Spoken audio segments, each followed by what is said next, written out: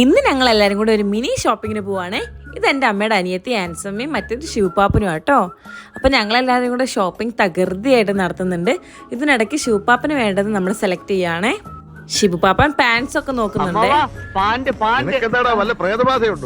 ഓരോരോ ലീലാവിലാസങ്ങള്. അവിടുന്ന് ഞങ്ങളെ ഷോപ്പിംഗ് എല്ലാം കഴിഞ്ഞിട്ട് ഞങ്ങൾ നേരെ ഫുഡ് കഴിക്കാൻ പോയാണ്. വിശന്നിട്ട് വയ്യ ഞങ്ങൾക്ക്.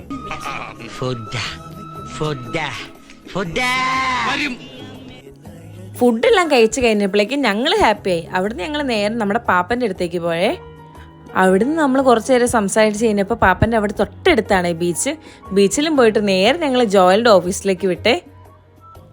നമ്മൾ ജോയലിന് ഇത്ര അടുത്ത് പോയിട്ട് പോലും ജോയൽ നമ്മളെ കണ്ടിട്ടില്ല.